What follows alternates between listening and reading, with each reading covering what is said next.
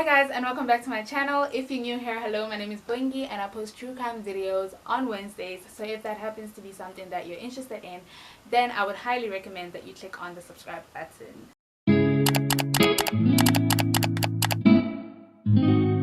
So today we're going to be talking about the case that took the entire of South Africa by storm at the very beginning of the year 2003.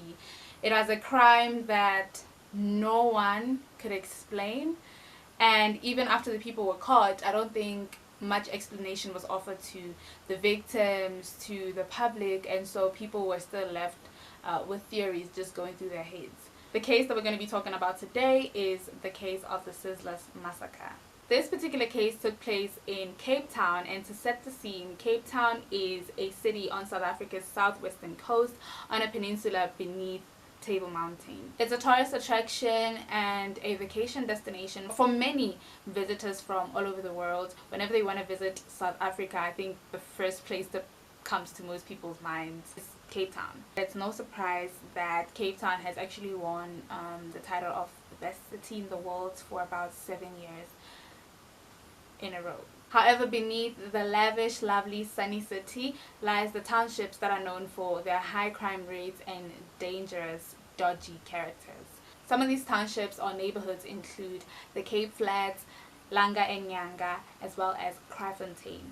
The underworld of gangs and drugs steadily crept their way. They spread their way from the Cape Flats and into other areas of the peninsula, and Sea Point, Cape Town was no exception. On the morning of the 20th of January 2003, a man named Mark Hamilton got off a taxi at number 7 Graham Road in Sea Point. He walked towards the house and he was alarmed or shocked by the fact that the gate was left ajar, because usually the owner always kept the gate locked and you would have to ring the bell to gain access to the home. This particular house, number 7 Graham Road, was known as Sizzlers.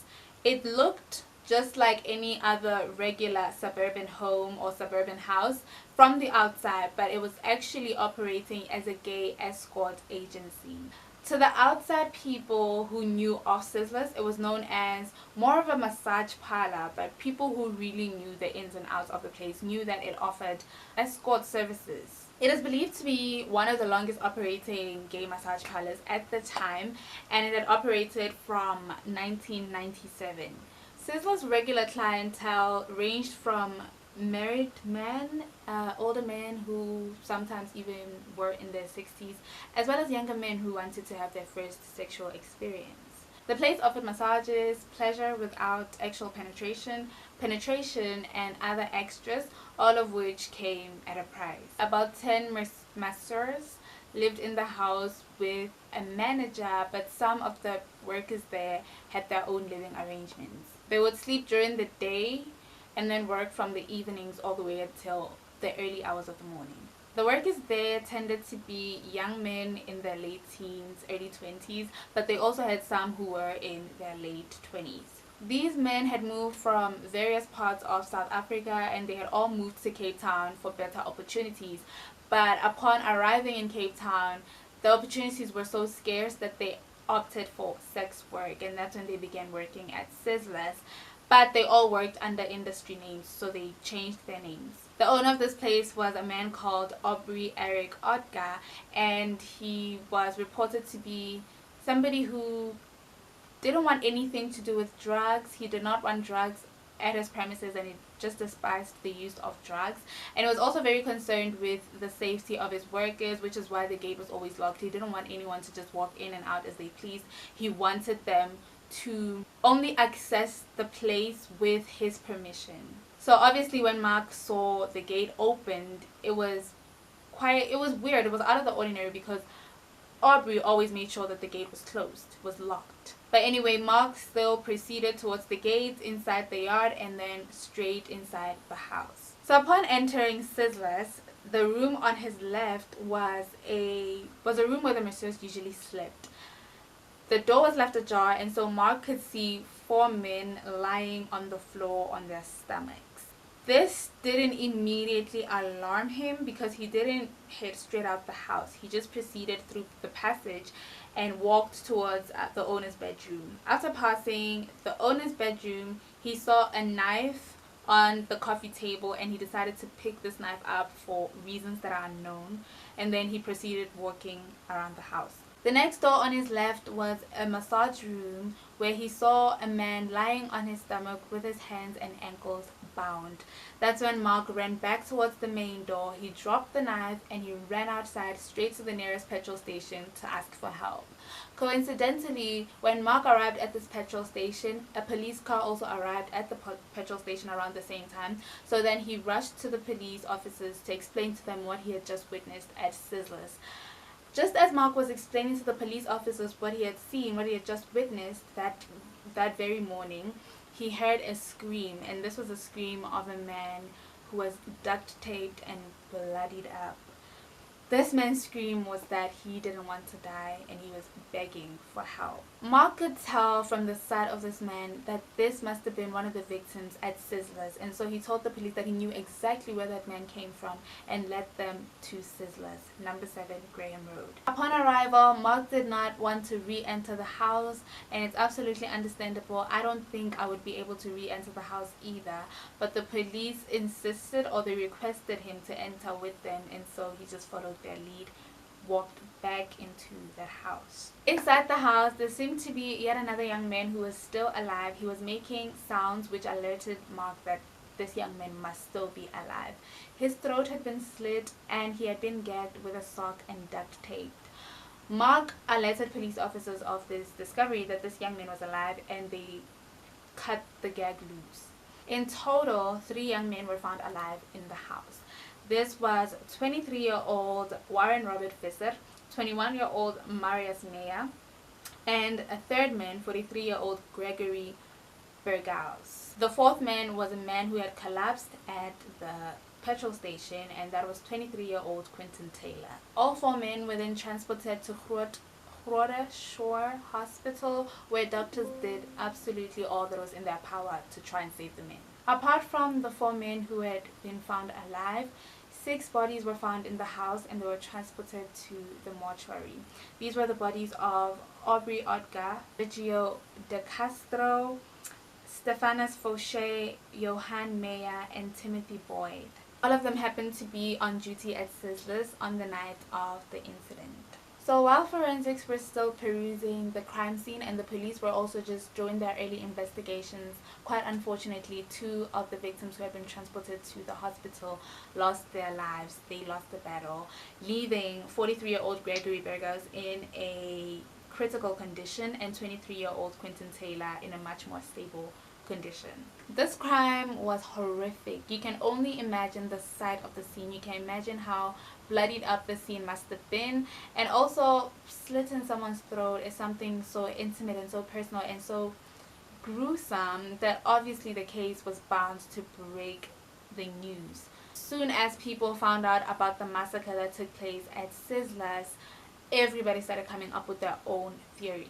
LGBTQ plus activists obviously reacted immediately upon the news breaking, because it seems to them, as well as the larger portion of the public, that this was a targeted hate crime against gay people. This theory is not entirely unfounded, because Sizzlers was a place that offered escort services for gay men, and it was known to the public, it was known to everybody in the area that that's the kind of services that were offered at Sizzlers.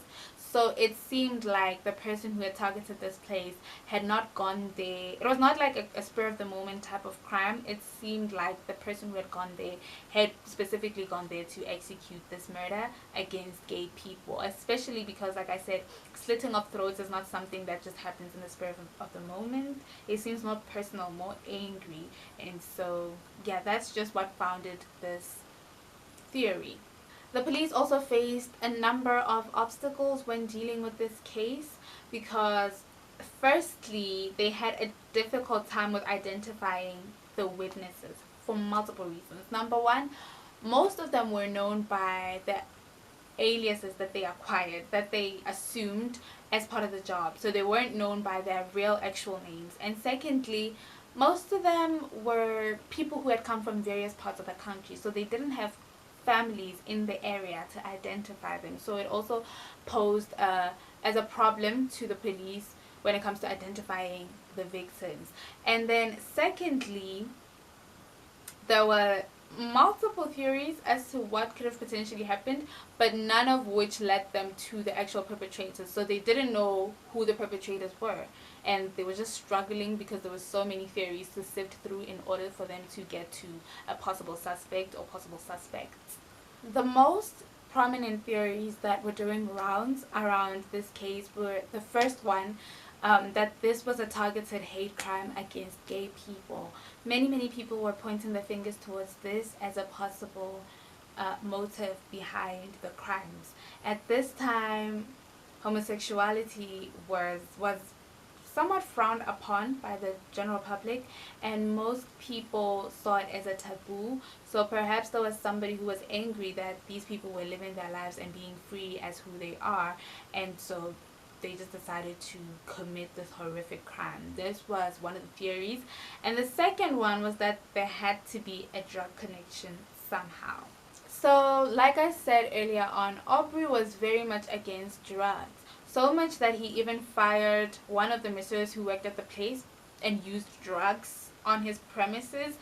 But after releasing this person from their duty, it was rumored that there were two Nigerian men who came to his premises. They went to Sizzlers looking for the men that had just been fired. They claimed that this man owed them, but then Aubrey wanted nothing to do with that, so then he just chased the two men away and they never returned. But the running theory at this point was that they probably came back to either send a message to Aubrey or even take revenge on him because he had chased them away, or they had simply just come back to collect what was due to them, to collect their debt. And when they found that there was no money on the premises, they decided to execute everyone there. Many of the people who worked there did use drugs, and they did resort to drugs as a coping mechanism. But Aubrey was so against it that he told them that if they were to use drugs, they could use it outside of his premises, but no one was allowed to bring drugs into Sizzlers. But of course, because of the drug use, that means that some of the people who worked there did somehow associate with dangerous characters. One of the recurring theories was actually fueled by the fact that the crimes were just so horrific, and it led people to theorize that there must be some gang involvement somehow. And this was not quite unfounded. It was actually founded by numerous witness reports. Witnesses had actually reported seeing 4 men on the night in question in a BMW. And at some point before the event, they had been arguing in the car, and they just assumed that they were arguing about drug money. One of the men had reddish hair, and he had a tattoo of a coiled cobra on his left upper arm, and the words "fast guns" tattooed on his right wrist. The other man was a slender man who sniffed frequently. The other one was a well-built, well-shaven man, and the fourth and last man was just a well-built man. So Fast Guns is a gang that is located in Johannesburg, but they have acquaintances and some business dealings with the gang called the Americans, which is located in the Cape Flats. As I had mentioned earlier, the gang activity that took place in the Cape Flats kind of spread throughout the other areas in the peninsula, and they made their way to Sea Point. So it was not unfounded that the Americans could have some connection to the Fast Guns. And so a theory was actually that maybe the Fast Guns had hired the Americans to carry out their job by killing Aubrey to send some sort of message, or vice versa, as in the Americans had hired Fast Guns to carry out an execution job, like to kill Aubrey and anyone at the premise, to send a message to whom, we don't know. Another theory was that it must have been a robbery gone wrong, or that a robbery was a motive behind the attacks, and this was simply because there had been safes on the premise which were found to have been emptied out. Just to go back to the Fast Guns theory, that theory was rejected by a former member of the gang who claimed that since witnesses had said that they had seen a white man either in the car or a white man was somehow involved in these killings.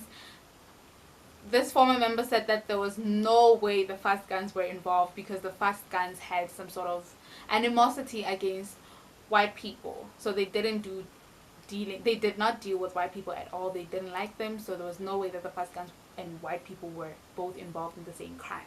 Okay, so anyway, while police were still doing their investigations, on the 22nd of January, Gregory's condition unfortunately deteriorated so much that he ended up losing his life that very Friday. So I'd like to now get into who the victims were based on the very limited information that we unfortunately have. The first victim was 56-year-old Aubrey Odgar, who was known to many people as Eric.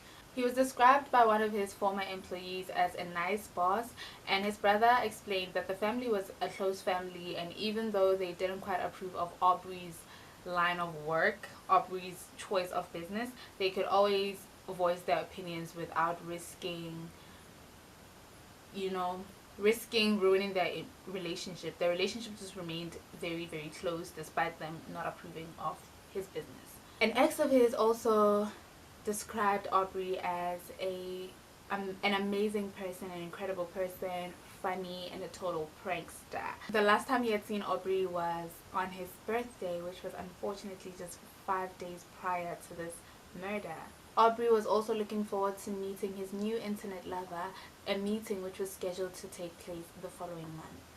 20-year-old Travis Reed was also one of the victims, and he, just like Aubrey, had just celebrated his birthday, but his birthday was actually on New Year's Day.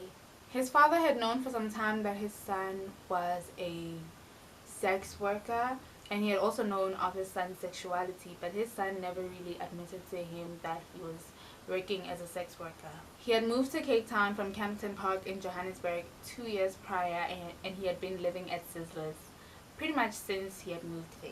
His dad over time did try to convince him to leave the work that he was doing, but then Travis did not want to stop because he was happy with the amount of money that he was making at Sizzlers.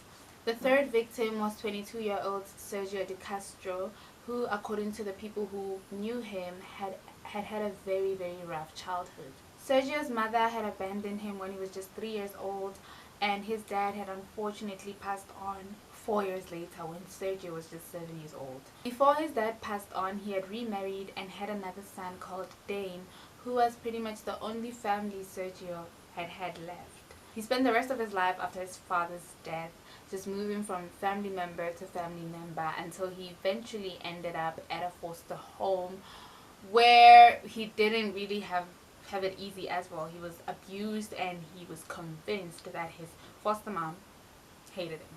Another one of Sergio's friends recalls meeting Sergio when he was just 17, and he recalls that Sergio was a quiet boy who just looked terribly, terribly sad.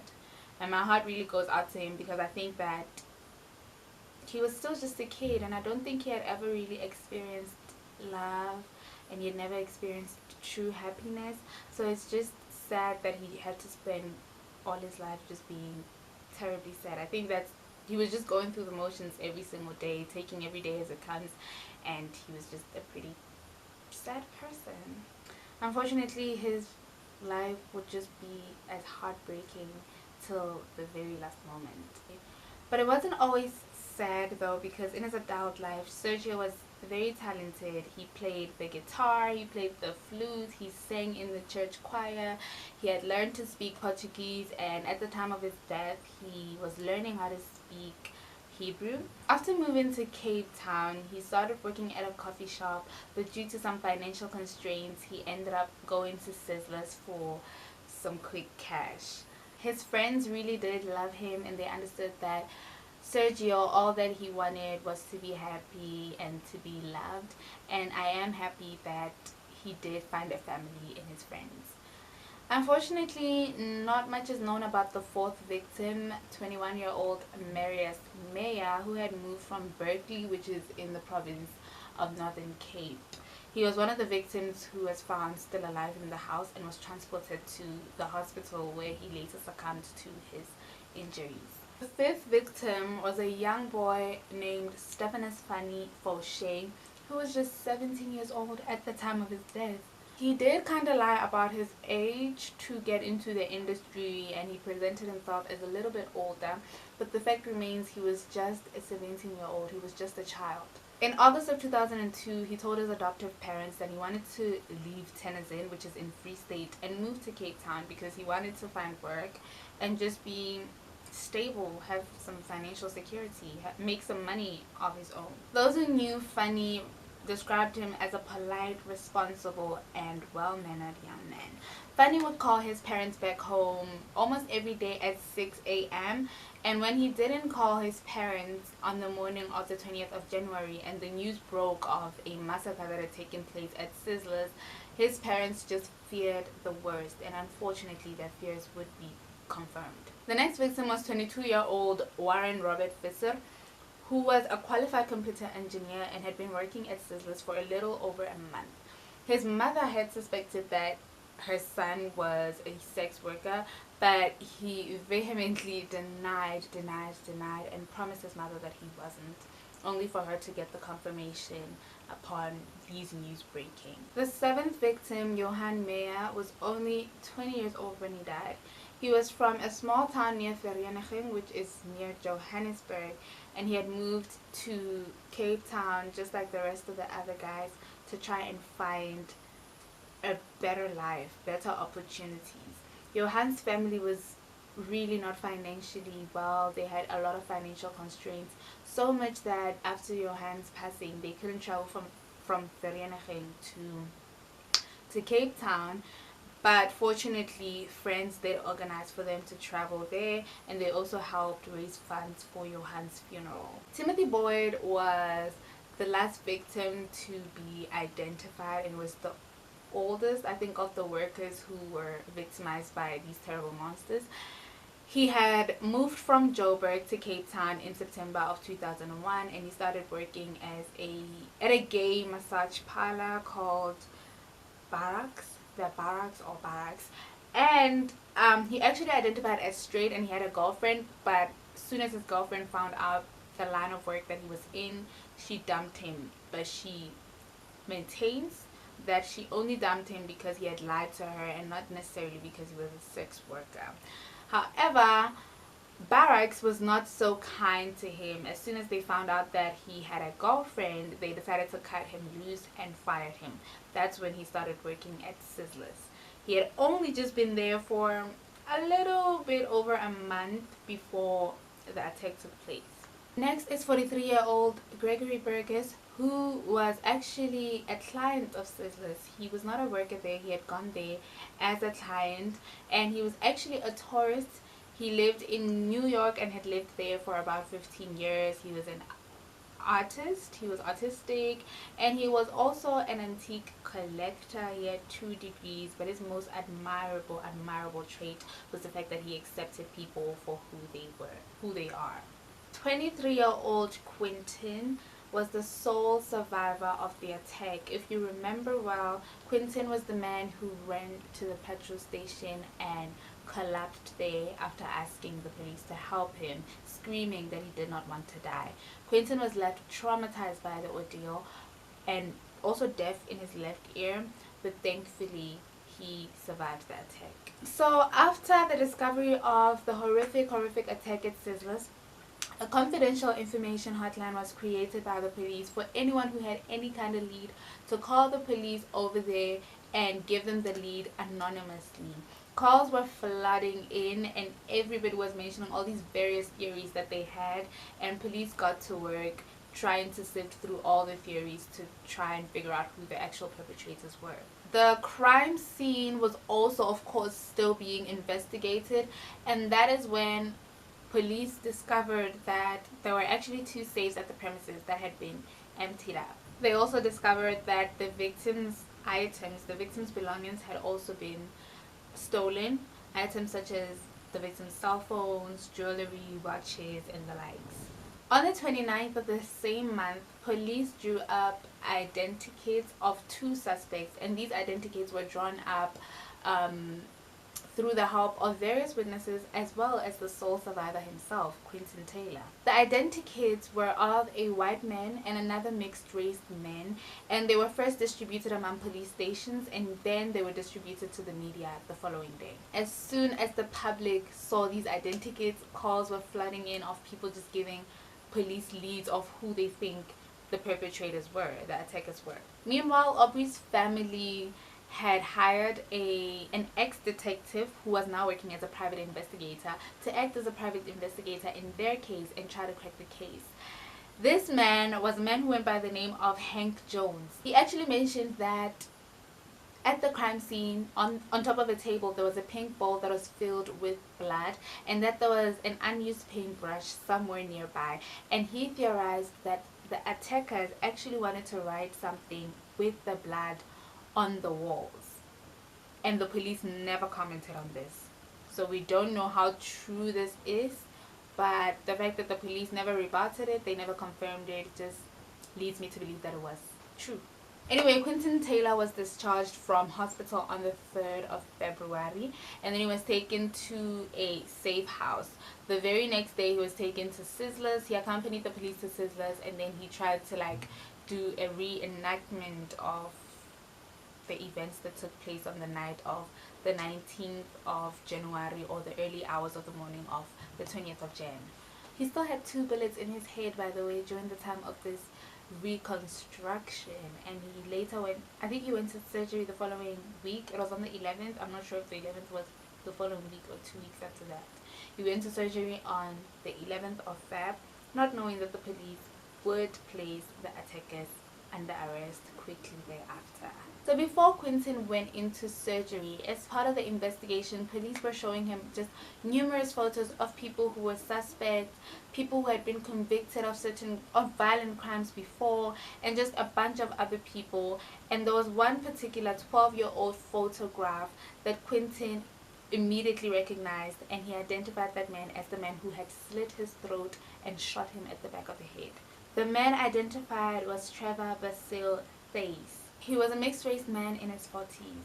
The detectives quickly traced Trevor at his Mitchell's Plain apartment, and then they placed him under arrest on the 13th of February in the early hours of the morning at around 5 a.m. There he lived with his brother, and he had an estranged wife at the time. He had an estranged wife of 20 years. He also owned a 7.65mm pistol, and at the scene there were some bullet casings that were found belonging to a 7.65mm and a 9mm pistol. So Trevor was taken to the interrogation room, and after just about an hour of interrogation, he caved and gave his full confession, which implicated yet another man called Adam West. 26-year-old Adam West was then arrested at his workplace, taken to the police station, where he too offered his confession. They both stated that a robbery was the main motive behind the attack, but their confessions were kind of contradictory because they each blamed the other person for being the mastermind behind the crime. The car that they had also used as a getaway car was a white BMW that they had borrowed from a third party who knew nothing of the crime. He knew nothing of the crime. They borrowed the car, they committed a crime, they used it as a getaway car, and he knew absolutely nothing. So the police, after arresting the 2 men, they also had to seize the car as it was part of the evidence, as it too was a crime scene. So now to get a little bit into who the killers are. Trevor Thays was the 5th out of 6 children in his family. His father was a fisherman, and then his mother was a caterer. Started school at 7, and then he failed the 1st grade and the 2nd grade, and so that just showed that he had a bit of a learning difficulty, but he was never diagnosed with anything in his childhood, at least that is. He did go on to complete grade 9, which was known as standard 7 at the time, but he never finished school, and he started working as a taxi driver at Sea Point. He had 3 children with his estranged wife, and he had absolutely no history of abuse or violence in his life. He also came from a close family. Adam West, on the other hand, was the first of 3 children. His mother he described as being a caring and supportive mother, while his father was ill-tempered and usually physically punished his kids, like he would beat them up as punishment. He spent his childhood first in Durban in KwaZulu-Natal, and then they moved from Durban to George, which is in Eastern Cape, where he spent the rest of his childhood and the early days of his adult life. He also had learning difficulties and was diagnosed with dyslexia and taken to a special school where he completed his grade 10, also known as standard 8 at the time. He was bullied by other kids and spent most of his time in his room alone by himself. And this is something that even in his adult life, he kind of had that personality, because a lot of people just described him as a quiet person who often went unnoticed. Adam met his fiancée in 1996, and 3 years later he proposed to her. She knew absolutely nothing of the crime but was tortured by society as soon as people found out that Adam was the one responsible for the crimes. What had happened was she went to visit family in Joburg and she stayed there for 2 weeks. She left the day before the murders took place. And then after she heard about the massacre that took place at Sizzlers, she called Adam to talk about it, and Adam was like, "Oh, I'm just as shocked as everyone, and it's such a terrible, terrible thing." And even though they kept talking on the phone every single day for the next like 2 weeks while she was there, she never detected anything different about Adam. Adam remained the same person that he always was. But nonetheless, soon as the community, people found out that she was the fiancée of this monster, they sort of punished her for his crimes. So after these two men had been arrested, some eerie information came to light, like the fact that Adam West actually lived in an apartment block right across the street from Sizzlers, and his apartment had a good view of Sizzlers, meaning that as the police were investigating, he could have just been standing there on the window watching the police do their work. And I wonder if he was like chuckling or happy about what he had done. So although Adam West and Trevor were both pointing towards the other being the instigator behind the entire crime, from their confessions, a timeline of events can be drawn. So Adam at some point started working at a restaurant where some workers from Sizzlers would frequent, and one day he told Trevor that he had overheard one of the workers talking about how money was kept at the premises, money summing up to around 150,000 to 200,000. According to Trevor, Adam said that it would be easy to rob the place, and Trevor just jokingly agreed. Adam then said that Trevor should be able to get a gun easily because he was of a darker skin tone, so he could blend into the townships, the dingy townships. And so he wanted Trevor to get firearms for them to go rob the place. He kept on persistently asking Trevor when, like, how far are you? Have you gotten the guns? How far are you? Have you gotten the guns? Over and over and over again. But Trevor kept on stalling until after his girlfriend had an affair. That's when he decided that he was going to go ahead with the plan. He took his gun, and then he took his brother's gun and hid it over to Adam. Adam's version of events is basically an inverse of Trevor's version of events. According to his story, basically Trevor's the one who wanted to do it and he didn't want to do it, and Trevor was the one who overheard the conversation about the money being kept at Sizzlers and not himself. He said that Trevor kept on pressurizing him into robbing the place, and when he refused, Trevor brought up his fiancée being in a car accident, which he interpreted as a threat. So then he ended up hesitantly agreeing to go through with the plan. To also try and support his case, Adam said that he didn't really need the money because he made about 10,000 per month, but then Trevor was the struggling one between the two because he was just a mere taxi driver, so he was going to use the money on his taxi driving business. On the night of the murders, Adam called Sizzlers to make an appointment for himself and Trevor.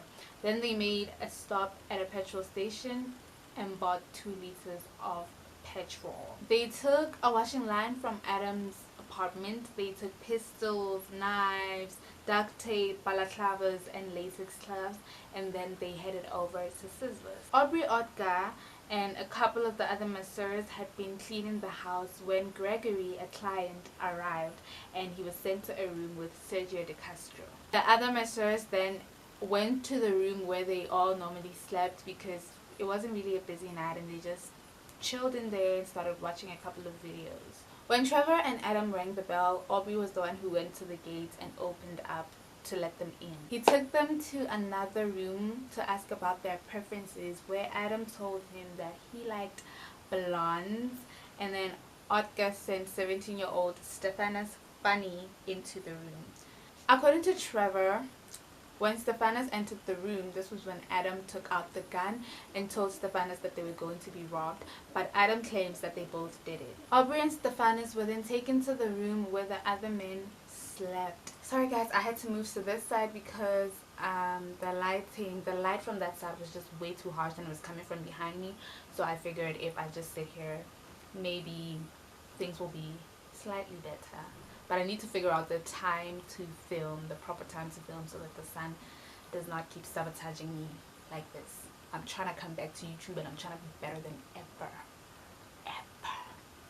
Anyway, so Aubrey as well as Funny were taken to the other room where the other masseurs were resting. They were lying down. Quentin was lying on top of a double bunk bed when Aubrey and Funny walked in, with the 2 men behind them holding guns. They were ordered to hand over their watches, their jewelry, their cell phones, and pretty much every valuable belonging that they had. And then Adam instructed them to take off their shoes and sit around a table. Timothy Boyd was actually forced to tie the other men's hands and feet on the chairs, and he did do it, but then he did a poor job, and I don't know whether it's because he just didn't want to tie up his friends, or if it was attributed to the fear that he must have been feeling at that moment. After this, the men were told to lie down on their stomachs, like lie down on the floor face down, and then Trevor retied their hands and ankles. At some point during this whole robbery, Aubrey did open up a safe. He opened up 2 safes actually. The first one had 2,000 rand in it, and the other had about 7,000 rand. But still, Adam and Trevor were just not satisfied with the amount because they stayed. They were then gagged, like socks were stuffed into their mouths, and then they were duct taped over their mouths. And as this entire ordeal is taking place, Sergio and Gregory are still in the other room, and they had not yet been discovered, but at some point they were discovered by the 2 perpetrators. As soon as they were discovered, they were also tied up and bound and gagged. At some point during this very long attack, Quentin managed to remove his gag, and then he asked Trevor whether they were going to die, but Trevor assured him that they would not be dying. Nobody would be dying that night. According to Quentin's witness statement, he claimed that Trevor was the more submissive one, kind of. He didn't want to do certain things. He just did it because Adam was instructing him to do them. And he seemed a little bit more remorseful. And as he was doing the things that he was instructed to do, he didn't really seem like he wanted to do them, but he was just he was just executing his instructions. Quentin also recalls Adam making a call about a lift, but then it seemed as though the other person on the other end was not going to be able to give him a lift or something, because the lift idea just kind of the lift call just kind of agitated Adam even more. And at some point they stepped outside, Adam and Trevor, and Quentin could hear Trevor telling Adam to just calm down. He kept on telling him to calm down. Adam and Trevor then went into the kitchen, and then they came back with Aubrey's kitchen knives. So according to Trevor, Adam told him that they should cut the men to scare them into giving them more money. But then according to Adam's story, Trevor was the one who told him to slit the men's throats, and he didn't want to do it. So we don't know who said that they must slit people's throats. Then they ended up doing it. However, Quentin does say that Trevor seemed a little hesitant in doing it, and he thinks that that's why he didn't make deep incisions when cutting the men's throats. Forgot to add this, but the men were lined up on the floor. So as they were cutting the men's throats, they started from opposite ends and then they worked their way to the middle. So they started with the men on the far end and they went to the second man, third man, fourth man up until they met in the middle. Gregory somehow managed to free himself and then he charged towards the men, but he was shot. They both claimed that it was the other who shot the men. Then Adam went to the room where Sergio still was and then he shot Sergio to death. Adam then re-entered the room with the bottle of petrol that they had purchased earlier on, and then he started dousing the men on the floor with the petrol. They then both left the room into another room where Trevor claims that Adam just told him that it's too late and they should just shoot them all, basically. But to Quentin, all he saw was the men returning into the room, back into the room in silence, and then shooting them all just silently, execution style, at the back of the head. At the back of the heads. Yet again, they were starting from the opposite end and then working their way to the center. During this entire attack, none of the men wore balaclavas. Then once the attack had ended, they put on their balaclavas and ran towards the BMW that was parked outside, and then they drove off. Quentin regained consciousness sometime after the attackers had already left. He managed to free himself and then staggered to the bathroom where he discovered Gregory's body. He then sat on Aubrey's bed for a while before making his way out of the house and managing to rush to the petrol station. And if you remember at the very beginning, I said Mark walked past Aubrey's bedroom to the bathroom, and that's when he ran outside the house. So he must have missed Quentin because he didn't actually enter Aubrey's bedroom. People around town and the media started victim blaming, putting the blame on Eric, on Aubrey, instead of the actual perpetrators. Because Aubrey had been reported by somebody that he was carrying out a business in a residential area, and then he was visited by officials who then told him that he had to shut down his business on or about the 13th of January, but then he didn't actually end up shutting down the business. Evidently it continued operating. So people just kept on putting the blame on Aubrey, saying that had he actually adhered to the instructions, had he actually complied with the authorities, then nobody would have died, or then fewer people would have died. But I just think that that's shifting the blame from the actual perpetrators, the actual wrongdoers, and then just pointing the blame towards the victim himself. He also was killed during this attack, and he never would have been able to tell that such an ordeal was going to take place. So anyway, Trevor Thace and Adam West were charged with 9 counts of murder and 1 count of attempted murder in Quentin Taylor's regard, and they were also charged with 1 count of robbery with aggravating circumstances and 1 count of illegal possession of firearms and ammunition. They both pleaded guilty to all charges, but because they each pointed towards the other as the instigator, their guilty pleas were not entered. The prosecution all in all had over 80 witnesses, and it wasn't a really hard case in the sense that both men's stories corroborated with the other. It's just that the main issue here, or the main question, was who instigated the attack, but it did not really matter, because at the end of the day they both participated in taking the lives of 9 people and severely injuring one another, and they also participated in the robbery and the possession of illegal firearms.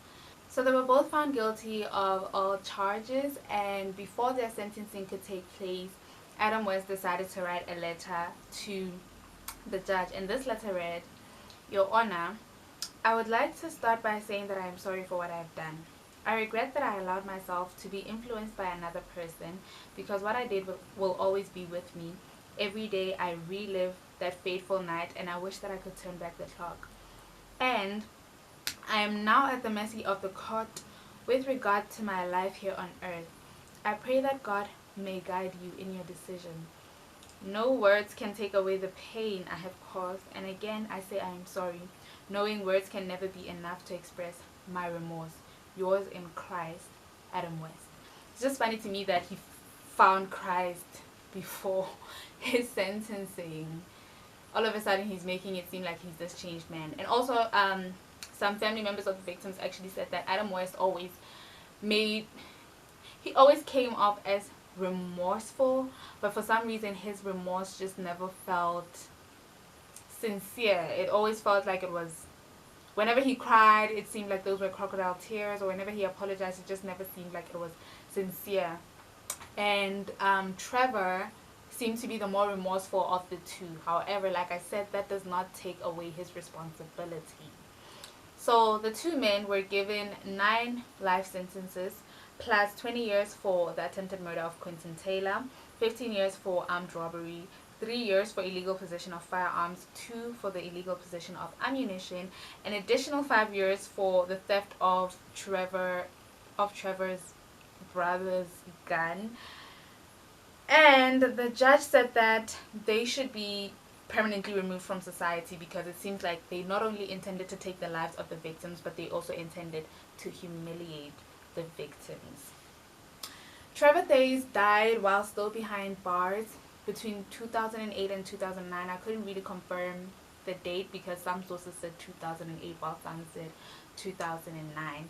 And Adam West, on the other hand, is still behind bars. He became eligible for parole some time back. However, one of the victims' family members, it was Warren Fisher's sister, was against this, as I'm sure are other victims' family members, because the sister actually created a petition on change.org, which I will leave linked in the description box and in the pinned comment. And multiple family members of the other victims have also signed this petition against the release of Adam West.